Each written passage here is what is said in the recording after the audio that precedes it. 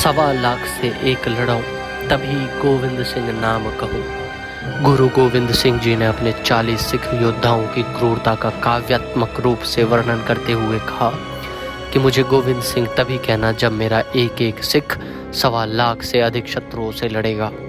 हम 25 दिसंबर को क्रिसमस मनाते हैं, लेकिन हम में से बहुत से लोग नहीं जानते कि उसी सप्ताह 21 से 23 दिसंबर सन 1704 को भारत ने महाकाव्य अनुपात की एक ऐतिहासिक लड़ाई देखी, जिसमें गुरु गोविंद सिंह जी ने अपने 2 बेटों और 40 सिखों के साथ 10 लाख मुगलों और कुछ छोटे पहाड़ी सरदारों की संयुक्त सेनाओं से टकराए।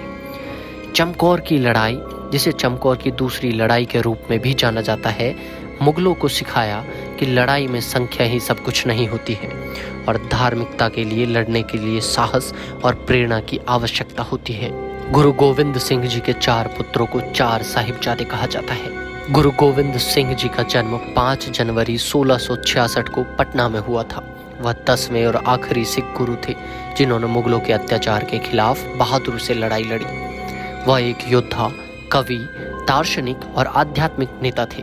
29 मार्च 1676 को वह सिख समुदाय के 10वें गुरु बने।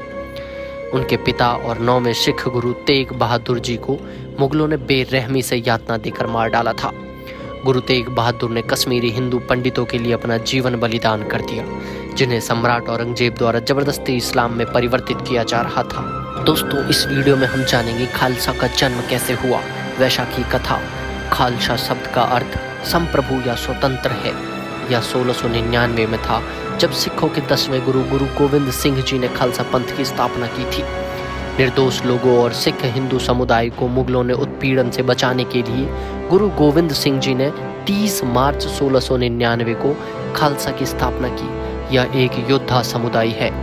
खालसा का मुख्य उद्देश्य उन लोगों के खिलाफ लड़ना था जो गरीबों पर अत्याचार कर रहे थे और असहाय और आत्मरक्षा के लिए इनकी स्थापना की गई थी। उन्होंने खालसा की 5K परंपरा की भी शुरुआत की। केश बिना कटे बाल, कंधा एक लकड़ी की कंघी, कारा एक कलाई पर पहने जाने वाला लोहे या स्टील का कंगन, कृपान एक तलवार या कटार, कचेरा छोटी जांघिया। दोस्तों, वीडियो में आगे बढ़ने से पहले मैं आपसे रिक्वेस्ट करना चाहता हूं कि अंत तक जरूर बने रहें। खालसा के गठन के बाद सिख मुगलों और पहाड़ी सरदारियों के लिए बनते जा रहे थे खतरा। हालांकि सिखों ने कभी भी धन के लिए या क्षेत्र हासिल करने के लिए लड़ाई नहीं लड़ी।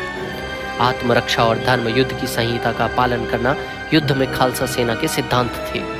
गुरु गोविंद सिंह जी के नेतृत्व में सिखों ने कई लड़ाइयों में मुगलों और पहाड़ी राजाओं को हराया, लेकिन आनंदपुर की लड़ाई के बाद, जिसमें सिखों ने मुगलों को हराया, मुगलों को सिखों की सैन्य शक्ति का एहसास हुआ और औरंगजेब के तहत उन्होंने इसे खत्म करने का फैसला लिया। सिख खतरा एक बार और हमेशा के लिए। पहाड़ी राजपूतों के साथ मुगलों ने श्री आनंदपुर साहिब में गुरु गोविंद सिंह पर हमला किया। मुगल सिख योद्धाओं की आपूर्ति लाइनों को काटने में सक्षम थे और उन पर आत्मसमर्पण करने के लिए दबाव डाला गया, लेकिन खालसा सेना ने लगभग 7 महीनों तक आक्रमणकारियों के हर हमले का बहादुरी से मुकाबला किया।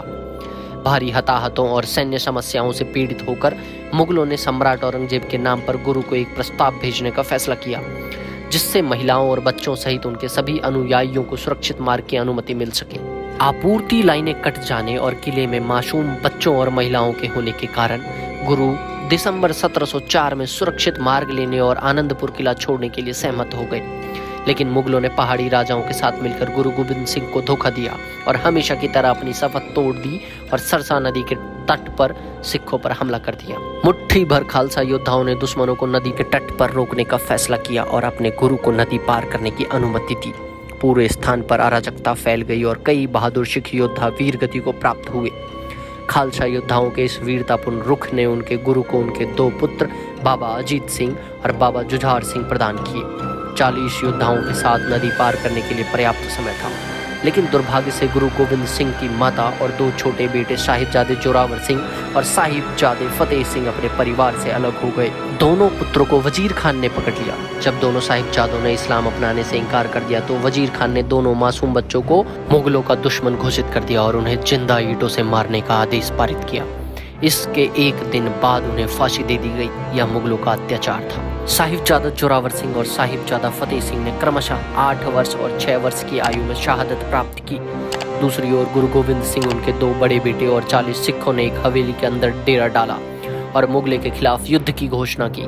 मुगलों के लिए यह एक तरफा लड़ाई मुगल सैनिकों के खून खराबे में इस तरह बदल जाएगी जिसकी उन्होंने कल्पना भी नहीं की होगी। लगभग 10 लाख मुगलों की सेना ने चमकौर की हवेली को घेर लिया। प्रारंभ में उन्होंने सिखों के साथ बातचीत करने का प्रस्ताव भेजा, लेकिन गुरु गोविंद सिंह ने इनकार कर दिया और अंत तक लड़ने का फैसला किया। गुरु गोविंद सिंह जी ने 40 बहादुर योद्धाओं की अपनी सेना को 5-8 पुरुषों के छोटे समूह में विभाजित किया।